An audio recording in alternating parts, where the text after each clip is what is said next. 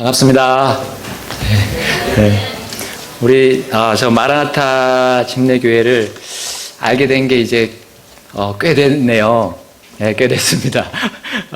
그리고 저희 영동성서 침례교회와 함께 또 여러분 그 캠프를 통해서 우리 수련회 통해서 또 탁구 대회를 통해서 우리 교제할 수 있도록 또 하나님께서 예수님의 이름으로 그렇게 해주셨던 거 기억하고 정말 감사드립니다. 주님 아니면 제가 여러분 앞에 이렇게 나올 수도 없었고 우리 이 목사님도 알 수 없었다고 확신하고 오늘 주님의 이름으로 여러분께 이렇게 만나서 또 하나님의 말씀 또 같이 나눌 수 있도록 해주신 것 감사합니다. 이 시간 제가 처음 주님 만났을 때 우리 예수님 주 예수 그리스도로 만났을 때의 그 일을 잠깐 말씀드리고 하나님의 말씀 보도록 하겠습니다. 저는 아버지께서 목회를 하시던 중에 저를 낳아주셨어요. 저를 낳으시고 이제 예천 경북 예천에서 그렇게 제가 태어났고요. 목사님 가정에서 제가 이제 쭉 살다가 여러분 잘 아시듯이 믿음의 가정에서는 계속해서 이제 그 어릴 때부터 복음을 듣고 예수님이 어떤 분이신지 십자가에 죽으시고 묻히시고 부활하셨다는 그 말씀들을 계속해서 듣잖아요. 근데 제가 이제 쭉 들어왔습니다. 그리고 또 믿겠다고 초청 시간에 나가서 또 믿고 또 예수를 믿는다고 또 고백하고 그렇게 했는데 제가 10살이었죠. 초등학교 그 당시 국민학교였죠. 국민학교 3학년 때 제가 여름 성경학교 기간이었습니다. 그때가 8월이었고요. 그때 말씀이 무엇이었냐면 휴거와 그 다음에 휴거 뒤에 있을 7년 대환란에 대한 말씀이었습니다. 그 말씀을 대할 때는 전과 달랐어요. 하나님의 말씀, 그 복음이 제가 정말 죄인이라는 사실을 어린 나이였지만 제가 정말 죄인이고 이 죄를 가지고 내가 계속 살아가는 언젠가 예수님 오시면 이 땅에 7년 대환란을 제가 맞이할 것이고 그리고 제가 지옥에 갈 수밖에 없다는 사실을 정말 절실히 느꼈어요. 절실히 또 제가 받아들였습니다. 그때 주신 말씀, 그 7년 대환란의 말씀과 그 다음에 그 죄로 제가 떨었을 때 하나님께서 보여주셨던 그 예수님의 그 십자가에 흘리신 피와 그리고 묻히시고 장사되시고 부활하셨다는 그 말씀이 그때는 정말 내 것으로 받아들였던 그때를 저는 기억합니다. 잊을 수가 없습니다. 그 이후에 이제 제가 한 달 뒤에 침례를 받았고요. 그 다음부터 하나님께서 그 교회를 통해서 계속해서 저를 성장시켜 주셨고 또 주님 앞으로 제가 완전히 제 삶을 드리는 데까지 나아갈 수 있도록 말씀으로 이 성경 말씀으로 역사해 주셨습니다. 너무 하나님께 감사드리고 또 이렇게 전임 사역자로 또 이제 제가 이제 목회를 하러 나가는 그 모든 일에서도 하나님은 이 말씀으로 저를 인도해 주셨습니다. 오늘 그 말씀으로 여러분과 함께 나누기를 원합니다. 느헤미야기 우리 다 같이 펴서요. 여러분들의 성경책 펴셔서 느헤미야기 1장 4절입니다. 1장 4절 우리 한 목소리로 읽고요. 그 다음에 12장 43절을 제가 혼자서 읽겠습니다. 1장 4절 우리 함께 다 찾으셨으면 읽겠습니다. 시작. 내가 이 말들을 듣고는 앉아서 울고 며칠 동안 애곡하며 하늘의 하나님 앞에 금식하고 기도하여 아멘. 제가 12장 43절을 읽겠습니다. 또한 그날에 그들이 큰 희생물을 드리고 기뻐하였으니 하나님께서 그들로 하여금 큰 기쁨으로 기뻐하게 하셨더라. 아내들과 아이들도 기뻐하였으므로 예루살렘이 기뻐하는 소리가 멀리까지 들렸더라. 아멘. 여러분 이 세상에서 제일 오래 살았던 사람 누구신지 아세요? 예, 정답입니다. 무드셀라였습니다. 969세를 살았죠. 근데 우리 성경 기록에는 이 무드셀라가 내가 삶을 어떻게 살았는지 이렇게 자세하게 기록이 안 되어 있습니다. 그 대신 우리 모세, 여러분 잘 아시는 모세가 120년, 예, 맞습니다. 우리 자매님이 정확하게 다 맞추시네요. 너무 감사합니다. 120세를 살았습니다. 근데 모세가 이 인생을 살고 난 결론이 우리 시편 90편 10절에 나오는데요. 모세가 120년을 정말 많이 살았잖아요. 그 사는 동안, 그 죽는 그 순간에까지 그의 눈이 약하지, 어둡지 않았습니다. 맞습니다. 그리고 그 타고난 힘이 쇠하지 않았다라고 기록되어 있잖아요. 이 정도의 그런 모세라 그러면 과연 이런 인생에 대한 결론을 내릴 수 있을까? 그는 이렇게 시편에 기록하고 있어요. 우리의 햇수의 날들이 70년이요. 강건하면 80년이라도 그 햇수의 위력은 수고와 슬픔뿐이니 그 위력이 곧 끊어짐에 우리가 날아가 버리나이다 라고 고백했어요. 120년을 살든 또 그 많은 삶을 살든 무도셀라처럼 그 인생의 위력이 수고와 슬픔이다 라고 그들은 간증하고 고백했습니다. 우리의 몸이 그렇습니다. 우리의 몸은 쇠약해지고 그리고 나의 약한 부분들이 있잖아요. 그 약한 부분들도 점점 닳아서 많이 쓰게 되면 우리 기계가 닳아서 이렇게 되는 것처럼 못 쓰는 것처럼 그렇게 가는 것이 우리 인생입니다. 저희 어머니 역시도 그랬습니다. 저희 어머니가 2014년도에 몸이 좀 그 전보다는 쇠약해지셨어요. 그래서 우리 심방세동이라고 하잖아요. 떨리는 증상이 있습니다. 그 증상이 계속 있다 보면 혈전이 생기고 그 혈전이 이제 뇌로 가게 되고 그 뇌를 이제 막는, 그래서 뇌경색이 일어나거나 뇌출혈이 있는 그런 뇌졸중 위험이 있습니다.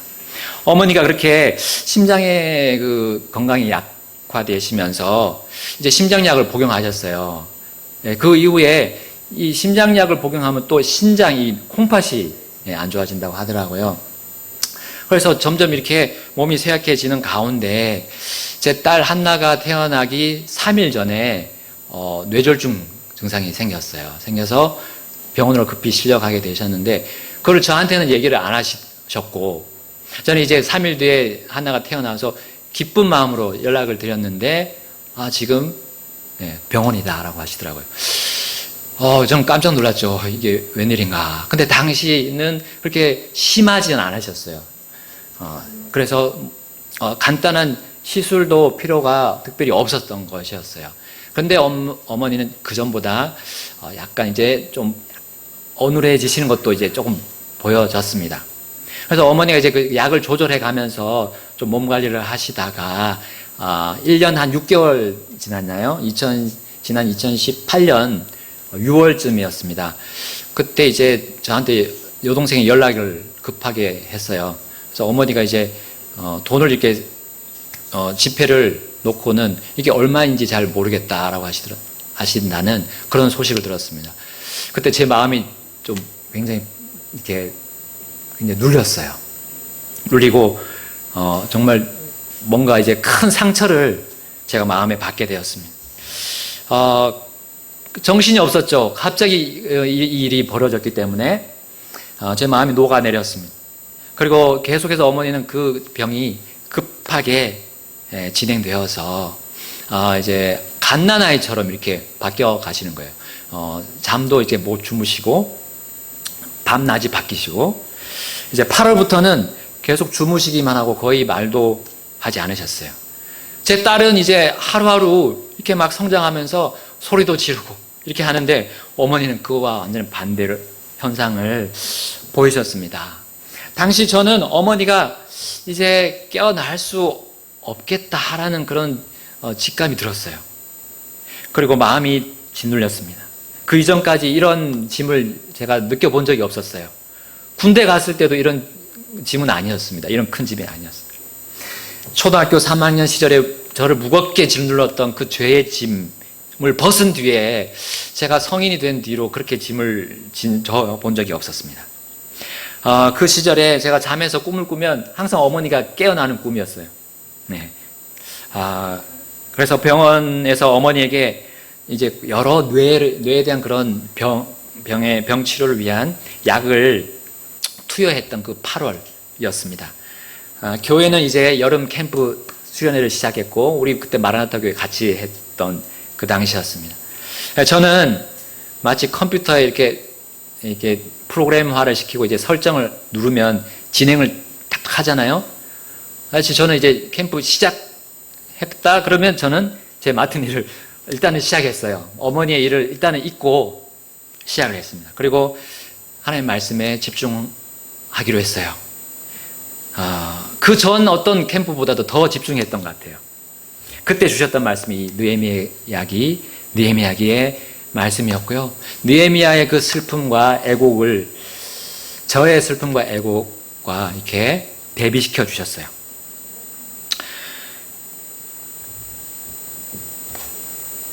그리고 하나님께서는 제 개인적인 슬픔과 애곡을 느헤미야의 이 주님의 슬픔과 애곡과 합치시켜 주셨습니다.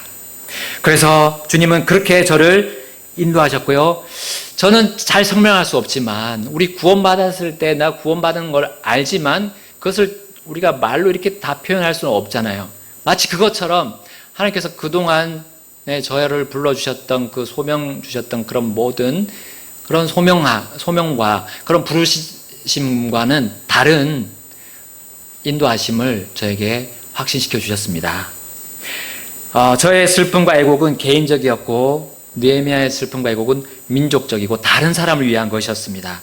우리 느헤미야 1장 1절부터 3절 말씀에 보게 되면 그 느헤미야가 어떤 그 슬픔과 애곡을 가졌는지를 그 이유를 우리에게 보여주고 있습니다. 제가 한번 읽어보겠습니다.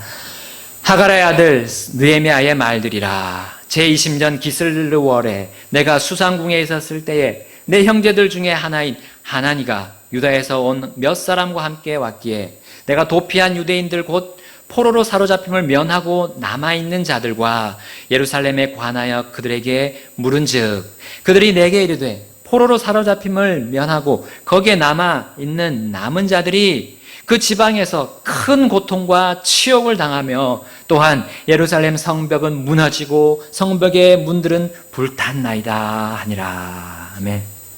그리고 4절에 우리 아까 읽은 것처럼 그가 앉아서 울고 며칠 동안 애곡했다 했습니다. 그리고 하늘의 하나님께 금식하고 기도했다 했습니다. 느헤미야는 하나님께서 예고하셨던 것처럼 자신의 백성들을 바빌론 포로 생활 70년 후에 다시 본토로 돌아오게 하실 것을 그 말씀을 알았습니다. 근데 어떤 이유에서인지 모르지만 그 1차, 2차 귀환 당시에도 느헤미야는 합류하지 않았었죠. 그리고 그 자리, 자신의 자리인 페르시아 왕의 신하로 그는 계속 남아 있었습니다. 그러나 하나님은 그에게 이런 갑작스러운 슬픔과 애곡의 자리로 부르셨던 거예요. 여러분, 우리의 인생에 슬픔과 애곡을 유발하는 여러 가지 일들이 시시각각 다가오고 벌어집니다. 기쁨과 환희의 순간보다 그러한 날들이 많습니다. 편하게 쉬는 날보다 우리는 땀 흘리고 수고하는 날이 더 많아요. 그럴 때 우리는 어떻게 그 상황을 대처합니까? 그냥 그 슬픔과 힘듦과 고난 가운데 그 일상이 반복되는 가운데 우리는 실증을 내고 회피하려고만 하지 않습니까? 혹시 짜증만 내고 있지 않습니까? 혹은 그러한 일들을 잊어버리기 위해서 다른 세상의 방편을 찾고 처세술을 찾거나 그냥 좀 쉬자 하면서 영적인 게으름 속에 빠지지 않는가. 우리 하나님께서 저에게 물어보셨던 겁니다. 그리고 또한 우리 사랑하는 우리 성도님들에게 또 물어보고 계십니다. 지금 이 코로나 시대는 그 전보다 이 슬픔과 애곡이 그리고 우리의 수고와 고뇌가 더 커진 때임이 분명합니다. 내 안에서뿐만 아니라 우리 각자 안에서뿐만 아니라 내 가족, 내 교회 그리고 내 직장, 내 학교에서 만나는 우리 다른 사람들을 보십시오. 그들 얼굴에 우리 마스크로 가려진 상태에서 그들의 슬픔과 애곡이 그런 분위기가 더 커져가지 않습니까? 이러한 때 우리는 무엇을 해야 합니까? 어떻게 해야 합니까? 지금 하나님께서 이 허락하신 이 온 세상을 두신 이 슬픔과 애곡의 때를 그냥 우리는 바라만 보겠습니까? 어떻게 됩니까? 우리 이 느헤미야와 같이 합시다. 느헤미야는 어떻게 했습니까? 하나님께 나아가서 부르짖었습니다. 하나님, 도와주십시오. 적어도요, 우리 주님의 자녀에게 있어서 이 슬픔과 이 애곡은 결코 우연이 아닙니다. 우연이 아닙니다. 주님은 모든 상황 속에서도 계십니다. 그리고 그 모든 것을 주관하시는 분이십니다. 주님은 온 세상과 사람들을 만드셨습니다. 그리고 온 생물들을 다스리게 하셨어요. 사람으로 하여금. 그러나 그들의 연약한 인생, 그 인생의 위력이 수고와 슬픔뿐임을 잘 아십니다. 그러므로 주님께 나아가서 우리는 슬퍼하면서 애곡하며 주님의 뜻을 간구해야 합니다. 그분의 방편인 우리 이 성경에 주목해야 합니다. 더욱더 우리 열심을 다해서요. 이렇게 우리가 주님 앞에 기도드리고 부지런히 말씀에 전념하는 일은 우리 사도시대 그 사도들에게만 주어진 것이 이제 아닙니다. 성경 66권이 완성이 되었어요. 그리고 하나님께서 보존하고 계십니다. 여기 있잖아요. 이것으로 우리는 충분히 기도하는데 전념할 수 있고요. 주님의 말씀을 듣는데 그리고 순종하는데 전념할 수가 있는 겁니다. 그리스도인의 삶의 최종 권위이자 유일한 권위인 이 보존된 주님의 말씀을 믿는다면 우리 느헤미야와 같이 반응합시다. 세상은 우리가 이 기도하고 주님께 나아가고 말씀 듣는데 도와줄까요? 아닙니다. 계속해서 방해합니다. 방해하고 우리의 삶을 무너뜨립니다. 우리 영적인 삶이 해이해지도록 그리고 게으름에 빠지도록 계속해서 우리를 공격합니다. 그러나 우리는 세상과 다릅니다. 우리는 주님이 계십니다. 주 예수님이 우리 앞을 달려가셨잖아요. 앞서 달려가셨습니다. 그렇기 때문에 우리는 주님과 함께 가는 길을 멈출 수 없습니다. 나는 여기서 멈출 수 없어요. 저 그 찬송 너무 좋아합니다.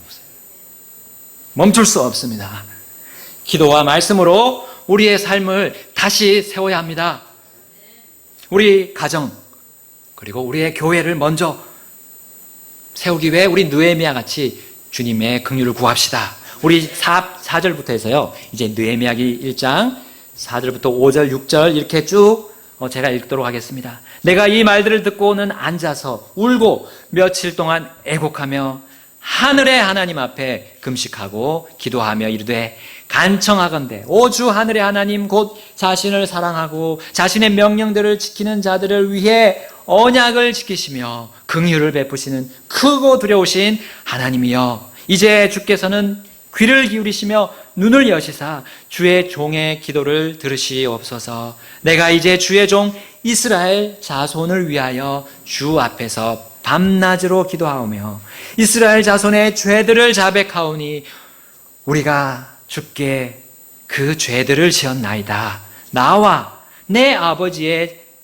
집이 죄를 지었나이다. 아멘. 자, 7절 또 읽겠습니다. 그 죄가 무엇인지 얘기해 주고 있어요. 우리가 주를 매우 악하게 대하였으며 주께서 주의 종 모세에게 명하신 명령과 법규와 판단의 법도를 지키지 아니하였나이다. 여러분, 거룩하신 하나님 앞에서 우리는 그저 나약하고 미천하고 언제 어디서나 죄를 지을 수밖에 없는 존재임을 고백해야 합니다.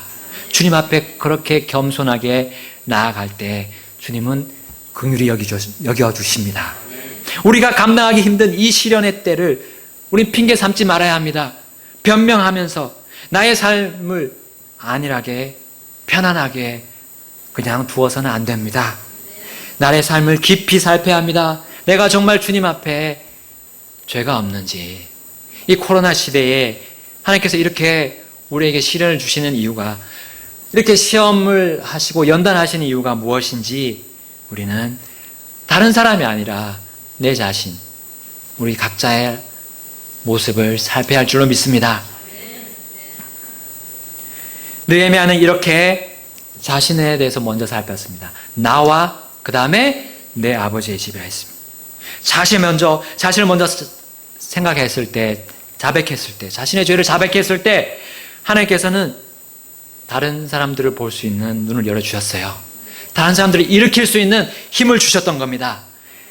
그는 결코 바리새인의 기도와 같이 기도하지 않았습니다. 바리새인은 어떻게 기도했습니까? 그는 이렇게 기도했어요. 하나님이여, 내가 다른 사람들, 곧 착취하는 자들과 불의한 자들과 간음하는 자들과 같지 아니하고 더욱이 이 세리와도 같지 아니함을 감사하나이다. 이렇게 가증하고 위선적인 기도를 주님이 받아주시겠습니까? 그 기도를 받아주시고 무너진 가정과 흐트러진 교회를 세워주실까요? 우리의 가정과 교회 구성원들을 세워주실까요? 아닙니다. 나의 죄를 먼저 주님께 고백해야 합니다. 주님께 머리를 조아리고요. 먼저요. 나 자신이 먼저요. 그렇게 나아가야 합니다. 이러한 슬픔과 애곡이 들끓고 있는 이 분위기의 세상에서 그리스도인이라고 하면서 주님께 구하지 않고 주님의 말씀을 또 읽지 않는 일은 마치 호흡을 멈추는 일과 같습니다. 여러분, 숨을 들이마시는 것은 하나님의 말씀을 받는 거예요. 그리고 숨을 내쉬는 것은 마치 우리가 하나님께 기도드리는 것이에요. 호흡이 안 되면 사람은 죽습니다. 금방 죽어요. 쓰러집니다. 우리의 영적인 호흡이 잘 들이마시고 내쉬고 하고 있습니까? 그거는 바로 우리가 기도하고 주님의 말씀을 듣는 거예요. 거기에 집중하는 겁니다. 그 일에 우리의 생활에 가장 최우선을 두는 거예요. 이런 우리의 이 죄악된 세상에서 이런 영적인 호흡을 하지 않는다면 우리 세상의 많은 죄악들이 우리 앞에 나와서 우리를 주님 앞으로 나아가는 것을 더 강하게 방해하고 막게 될 것입니다. 혹은 그렇게 되게 되면 세상에 한 다리, 주님께 한 다리, 양다리 걸치고 분리하지 않고 죄에 대해서 그냥 넘어가고 우리 가정 안에 죄가 막 들어오는데도 이 정도는 뭐 하면서 그냥 내버리고 가만히 둘 수가 있어요. 주님은 제가 이렇게 되지 않도록 어머니를 향한 그 슬픔과 애곡을 허락하셨고 이 느헤미야의 모습을 보여주셨던 겁니다. 저의 아니라고 편안한 삶을 주님께서 바꿔주셨어요. 저의 그 영을 일깨우시고 자극하셨습니다. 정신이 번쩍 들게 하셨던 겁니다. 나의 삶을 돌아보게 하셨습니다. 주님 앞에서 나 자신을 더 깊이 살피게 하셨던 겁니다. 그리고 회개하게 하셨어요. 너 그대로 있으면 안 된다라고 말씀하셨어요. 그리고 저는 캠프에서 돌아온 뒤에 주님께 계속적으로 기도드렸던 것은 바로 이 느헤미야와 같이 자연스럽게 그의 기도와 함께 하나가 된 그런 기도들이었습니다. 더 이상 나의 개인의 슬픔과 애곡이 아니라 주님의 애곡과 슬픔에 저는 참여하게 되었습니다. 그러니까 다른 사람들의 애곡과 슬픔, 그것을 보게 하셨던 거예요. 우리 느헤미야기 1장 10절 11절 말씀 우리 함께 읽도록 하겠습니다. 다 같이 읽겠습니다. 이제 이들은 주께서 주의 크신 권능과 강한 손으로 구속하신 주의 종이요 주의 백성이니이다. 오 주여 간청하건대 이제 귀를 기울이사 주의 종의 기도와 주의 이름을 두려워하기 원하는 주의 종들의 기도에 귀를 기울이시고 원하건대 이날 주의 종을 형통하게 하사 이 사람의 눈앞에서 주의 종에게 긍휼을 베푸시옵소서 하였나니 나는 왕의 잔을 드는 자였느니라. 아멘. 느헤미야는 주님으로부터 기도응답을 이와 같이 기도드린 것에 대한 기도응답을 받았습니다. 긍휼을 얻었어요. 그는 정말 나쁜 소식으로 인해서 받은 이 마음의 상처까지도 치유되었습니다. 그가 백성들을 생각하지 않았던 그 때에 그런 잘못들도 있었겠죠. 그러나 그 상처, 제가 어머니를 못해드린 거에 대한 그 상처들도 주님 앞에 나아갔을 때 주님께서 그 바른 마음을 보시고 긍휼을 주셨던 겁니다. 이것은 그가 심지어 왕 앞에서도 슬퍼했음을 보고 알 수 있어요. 자, 우리 아닥사스다 그 왕이 그의 모습을 봤어요. 느헤미야의 모습이. 항상 그는 잔을 든 자이기 때문에 왕에게 기쁨을 드려야 했습니다. 그리고 항상 그는 즐거운 마음으로 그 왕에게 나아갔던 거예요. 그런데 어떻게 된 일인지 아닥사스다 왕이 느헤미야를 봤는데 그의 얼굴에 슬픈 기색이 있다. 너의 얼굴에 슬픈 기색이 있지 않느냐? 이거는 너의 마음의 슬픔이다 라고 왕이 말했습니다.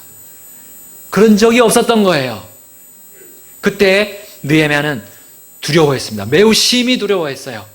왜냐하면 자신의 직무를 지금 망각했던 거예요. 여러분, 페르시아 때 그 왕권이 얼마나 강했습니까? 바빌론보다는 조금 약해졌지만 그래도 지금보다는 강했던 그 왕권이었어요. 거기서 그의 직무가 이제 직무대로 하지 않았다면 그는 파면되거나 죽을 수도 있었습니다. 두려웠습니다.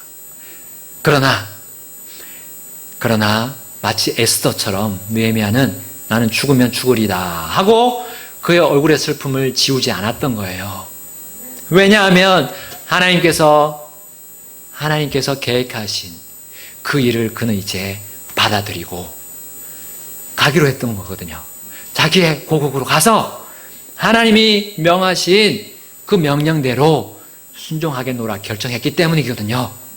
바로 무너진 그 성벽을 다시 세우고 불탄 성문을 다시 일으키겠다고 그는 다짐했기 때문입니다. 하나님의 약속에 그는 완전히 자신의 삶을 드렸습니다. 더 이상 그 왕의 어떤 반응도 그는 더 이상 두려워하지 않기로 결정했어요. 사람인지라 좀 두려웠던 모양입니다. 그러나 그는 하나님에게 드렸던 그 기도의 응답을 곧바로 들을 수 있었습니다. 자, 거기 느헤미야 2장 3절 보십시오. 왕에게 아뢰되 왕께서는 영원토록 사시옵소서. 그 도시 곧 내 조상들의 돌무덤이 있는 곳이 피폐하고 그 도시의 문들이 불타 없어졌사오니 어찌하여 내 얼굴에 슬픈 기색이 없사오리까 하매 이에 왕이 내게 이르되 그러면 내가 무엇을 원하느냐? 뭐예요? 내가 무엇을 원하느냐 한 거 뭡니까? 너의 원을 들어주겠다. 너를 죽이거나 파면시키지 않고 너의 원을 들어주겠다 하는 거 아닙니까? 놀라운 기적이 일어났던 겁니다. 느헤미야는 그의 삶이 신실했어요. 물론 유대로 돌아가지 않았지만 자신의 고국으로 돌아가지 않았지만 자신의 일에 신실했던 겁니다. 그리고 맡은 일에 신실한 자에게 그 왕은 그동안의 그의 모습을 통해서 그 안에 그가 하나님과 함께 걸었던 것을 볼 수가 있었던 겁니다.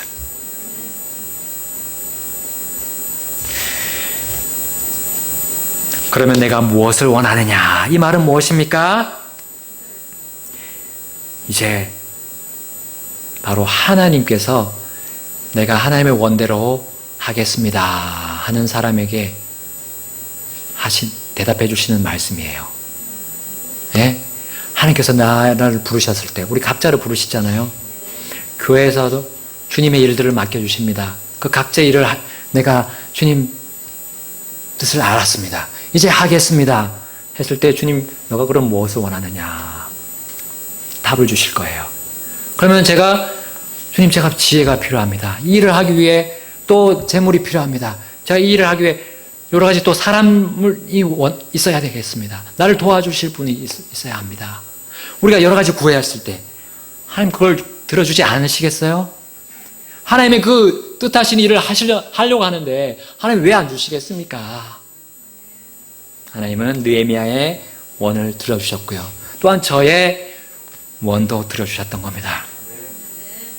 그때 느헤미야는 어떻게 했습니까? 하늘의 하나님께 기도했다라고 했습니다. 무슨 기도를 했을까요? 감사의 기도와 더불어 했을 거 아닙니까? 하나님 제가 이것을 구할 텐데 또 들어주십시오 하고 기도했을 겁니다. 그때 왕께 아뢰되 어떻게 말했습니까? 5절에 왕에게 아뢰되 왕께서 만일 기뻐하시고 왕의 종이 왕의 눈앞에서 호의를 입었사오면 왕께서 나를 유다로 내 조상들의 돌무덤이 있는 도시로 보내사 내가 그 도시를 건축하게 하옵소서. 아멘.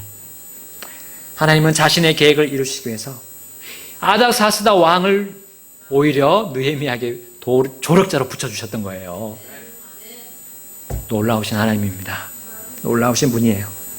저 역시 주님의 슬픔과 애곡에 함께 참여하고자 했을 때 주님이 뭘 원하느냐고 물으셨어요. 그때 저는 다른 것이 생각이 나지 않았습니다. 부족한 저를 주님의 교회를 세우고 복음을 전하는 도구가 되게 해주시옵소서 라고 저는 3년 동안 그 기도 가운데 대표적인 기도가 되었던 겁니다. 하나님은 그 간청을 결국은 들어주셨습니다. 들어주셨습니다. 왕은 그의 원함을 듣고요, 느헤미야의 그 성벽 재건과 성문 보수를 위한 모든 재원을 주셨던 거예요. 그 뒤에 2장 8절 말씀 우리 함께 읽겠습니다. 2장 8절 또 왕의 삼림을 지키는 자 아삽에게 편지를 내사 그 집에 속한 궁궐의 문들과 그 도시의 성벽과 내가 들어갈 집을 짓기 위한 들보들을 만들도록 그가 내게 제목을 주게 하옵소서 하매 내 위에 임한 내 하나님의 선한 손에 따라 왕이 내게 허락하니라. 아멘. 주님은 자신의 계획과 목적과 뜻 안에서 언제나 항상 선하신 분입니다. 아멘. 심지어 느헤미야가 가는 것을 강 건너 총독들이 막을 수도 있잖아요.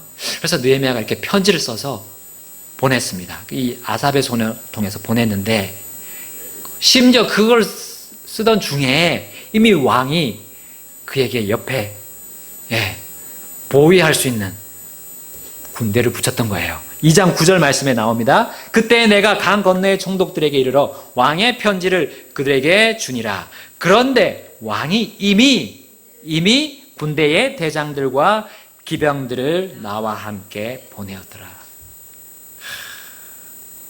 대단하신 하나님이시에요. 정말 놀라우신 분입니다.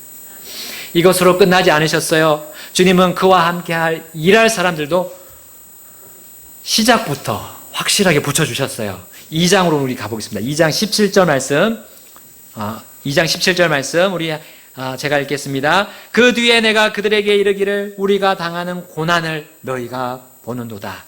예루살렘이 피폐하고 그것의 성문들이 불탔으니 오라 우리가 예루살렘 성벽을 건축하여 다시는 수치거리가 되지 말자 하고 그때 내가 그들에게 내 위에 선하게 임한 하나님의 손과 또 왕이 내게 하신 말씀을 고하였더니 그들이 이르되 우리가 일어나 건축하자 하고 이처럼 그들이 자기 손을 강하게 하여 이 선한 일을 하려 하니라. 아멘. 주님은 저의 생각과 저의 계획에 제약을 두지 않으셨습니다. 저의 생각은 개척이었거든요. 개척. 그래서 이렇게 지도를 펴보고 누가 어떤 분이 이렇게 주신 큰 우리나라 남한의 그 지도, 대한민국의 지도를 펴놓고 어디로 갈까 이렇게 했는데 동쪽은 아니었습니다. 서쪽이었어요. 서쪽으로 이렇게 이 남쪽으로 이렇게 쭉쭉 내려갔는데 평택, 그 다음에 그 밑에 뭐 천안도 있고 그 밑에 아산도 있더라고요. 아산으로 갈까 하다 그 마음이 조금 이렇게 점점 커졌어요. 그 가운데 놀랍게도 강릉 믿음침례교회가 이제 한국 목사님을 찾는다는 소식이 목사님을 통해서 듣게 되었습니다. 전혀 생각하지 못했거든요. 그게 이제 지난 6월이었습니다. 그래서 제가 초청 이제 받고 가서 설교를 했어요. 하고 성도님들의 모습을 봤습니다. 성도님들이 바라시는 그런 모습들, 그리고 그분들의 마음과 저의 마음이 하나님의 인도하심만을 바란다는 거, 그 한 가지 같았습니다. 그 한 가지만 보고 일주일 동안 기도하면서 저도 결단을 하고 또 이제 그 교회도 결단했어요. 그래서 그것이 하나님의 인도로 맞게 되었습니다. 그래서 저는 가게 되었어요. 하나님이 놀랍게 저를 또 인도해 주셨습니다. 왜 주님은 자신 앞에서 이같이 미약하고 미천하고 내세울 곳이 없는 이 저와 같은 사람을 그분의 생각 속에, 계획 속에 두시는지, 저는 그 시편 8편 말씀이 요즘 들어서 많이 생각이 납니다. 사람이 무엇이기에 주께서 그를 생각 속에 깊이 두시나이까? 사람의 아들이 무엇이기에 주께서 그를 찾아오시나이까? 우리 144편에도 나옵니다. 주여, 사람이 무엇이기에 주께서 그를 알아주시나이까? 혹은 사람의 아들이 무엇이기에 주께서 그를 중히 여기시나이까? 여러분, 저는 강릉 믿음 진료교회 이제 소식을 계속 듣고 있는데, 이제 거기 선교사님도 와 계세요. 동역자까지 붙여주셨네요. 이 어둡고 슬픈 애곡과 그런 눈물의 세상에서 그렇게 살고 있는 우리 죄인들, 그리고 우리 교회 성도님들도 있을 줄 믿습니다. 그러나 하나님은 그들을 기쁨과 환희로 바꿔주시기 위해서 우리들을 또 불러주셨고요. 지금 부르고 계십니다. 저를 또 그렇게 부르셨고, 그게 그 일을 위해서 보내실 것입니다. 여러분, 예루살렘은 세상 끝날까지 자신의 백성을 보호하시겠다는 약속에 포함되어 있는 궁극적인 하나님의 그 계획의 핵심이잖아요. 예루살렘은 영원히 하나님이 보호하신다고 약속하셨습니다. 또한 우리의 교회 역시 그렇습니다. 주님이 세우신 교회도 여러 가지 이제 방해 공작이 있겠지만, 느헤미야 갔을 때 산발락과 도비아가 계속 방해했잖아요. 성벽 건축을. 그와 같이 계속 방해 공작이 있겠지만 하나님 그 교회를 지옥의 문들이 이기지 못하겠다고 약속하셨습니다. 주님은 이 선한 일을 위해서 교회를 세우셨고, 또 교회 안에 목회자를 또 세우셨습니다. 목사님을 세우셨습니다. 그리고 또 선교사님들도 불러서 그 교회를 또 지원하고, 지금까지 그렇게 주님의 교회들이 서 왔습니다. 세워져 왔습니다. 도와왔어요. 하나님이 사람들의 손을 통해서 그 하나님의 선하신 손이 우리들의 또 생활과 우리들에게 주신 것들을 통해서 그렇게 도와왔습니다. 여러분, 우리가 도움을 받지 않는 사람은 한 사람도 없습니다. 저는 특별히 저희 아버지를 통해서 구원을 받았지만, 아버지는 또한 옛날에, 지금은 11년 전에 이제 소천하신 그 아이작 포스터 목사님이라고, 선교사님이라고, 그분을 통해서 이제 복음을 들었습니다. 그분들은 또 다른 분들에게 또 지원을 받고 복음을 들었습니다. 우리는 이 일을 계속 해 나가야 합니다. 이것이 바로 우리가 선교라고 부르잖아요. 이것이 바로 주님의 그 슬픔과 애곡에 함께 동참하고, 또 그 다음에 주시는 기쁨과 환희를 우리에게 주시고자 한 그 계획에 우리가 같이 함께 하는 겁니다. 우리가 어디서 이 세상에서 참된 기쁨과 환희를 받겠습니까? 얻겠습니까? 우리 주님이 주신 복음 아닙니까? 우리 주 예수님 그분 아닙니까? 그분을 전하고 우리가 그분의 뜻대로, 그분이 살아가신 그 모습대로 사는 것, 그거 말고 우리의 기쁨과 환희가 또 있겠습니까? 주님은 우리를 부르고 계십니다. 그 기쁨과 환희의 모습을 우리에게 또한 느헤미야를 통해서 보여주십니다. 느헤미야 8장 9절입니다. 제가 읽겠습니다. 8장 9절 우리 가서 함께 보겠습니다.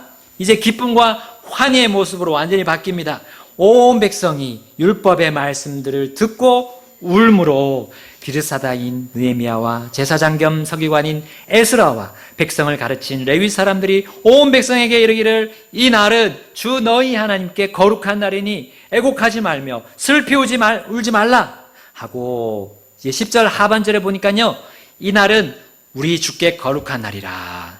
너희는 또한 슬퍼하지 말라. 주의 기쁨이 너희의 힘이니라. 아멘.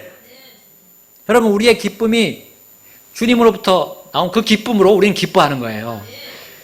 그것이 전달되는 속도가 좀 사람마다 차이는 있을 수 있습니다. 그러나 계속해서 우리 교회를 통해서 이 말씀을 통해서 주님은 우리에게 기쁨을 주시고자 하십니다. 그러나 먼저는 주님의 슬픔과 애곡에 또 같이 동참해야 돼요. 동참해야 됩니다. 그러면 그 기쁨을 우리가 누릴 수 있다는 겁니다. 17절 말씀 또 보겠습니다. 17절 우리 함께 읽겠습니다. 포로 생활에서 벗어나 돌아온 자들의 온 회중이 초막을 짓고 그 초막 밑에 앉았으니 눈의 아들 여호수아 시대로부터 그날까지 이스라엘 자손이 이같이 행한 적이 없었더라. 거기에 심히 큰 기쁨이 있었더라. 아멘. 아멘. 이제 경배가 회복이 되었잖아요. 이스라엘 백성이 또 성전을 이제 건축해서 경배를 했지만 한동안 또 성벽이 무너지고 위험한 처지에 있었던 겁니다. 그것이 다 52일 만에 성벽이 건축이 되고 또 그 후에 방해가 있었지만 몇 년 뒤에 다시 성문이 완전히 보수가 된 뒤로 이제 경배가 회복이 됐어요. 여러분 우리의 삶이 다 경배잖아요. 우리 교회 안에서도 경배를 드리지만 우리 각자가 또 경배를 드려야 하는 겁니다. 생활에서 주님과 만나는 시간이 반드시 있고 그 일을 통해서 우리는 기쁨과 환희를 이 백성들과 같이 이스라엘 백성들과 같이 우리도 경험할 수 있습니다. 아멘. 우리 마지막 12장 43절을 함께 읽고 마치겠습니다. 느헤미야기 12장 43절입니다. 다 같이 찾으셨죠? 읽겠습니다. 시작. 또한 그날에 그들이 큰 희생물을 드리고 기뻐하였으니 하나님께서 그들로 하여금 큰 기쁨으로 기뻐하게 하셨더라. 아내들과 아이들도 기뻐하였으므로 예루살렘이 기뻐하는 소리가 멀리까지 들렸더라. 아멘. 여러분 마라나타 침례교회와 인천 그리고 우리 강릉 이제 제가 갈 믿음 침례교회는 서군과 동군입니다. 근데 싸우는 게 아니에요. 우리 옛날에 그 차전놀이 할 때 서군, 동군 했잖아요. 동쪽 끝에 있고 이제 우리 서쪽 끝에 있습니다. 우리. 근데 주님이 공중으로 들려 올라가실 그날에는 하나가 될 것이에요. 아멘. 그때까지 주님이 오늘 가르쳐 주신 이 선한 일들, 주님의 선한 일들, 원수가 방해하더라도 우리가 신실하게 이루어 간다면 주님이 그 선한 일을 이루었다는 그 반가운 소식을 우리 같이 전하고 받기를 원합니다. 그리고 우리는 주님의 일을 더 고무적으로 더 활기 있게 주님 오실 때까지 기쁨과 환희를 경험하면서 또한 한때는 또 슬픔과 애곡도 같이 경험하면서 나아갈 것입니다. 오늘 우리가 하나님 말씀을 들었어요. 혹시 우리가 어떤 어려움, 문제가 있다면 그것은 느헤미야처럼 주님을 찾아야 될 시간이라는 뜻입니다. 하나님께서 우리가 더 주님과 가깝게 되도록 영적으로 무디어지고 무감각해지고 이런 사람들을 일깨우려고 때로는 어려움을 주실 수 있다는 거죠.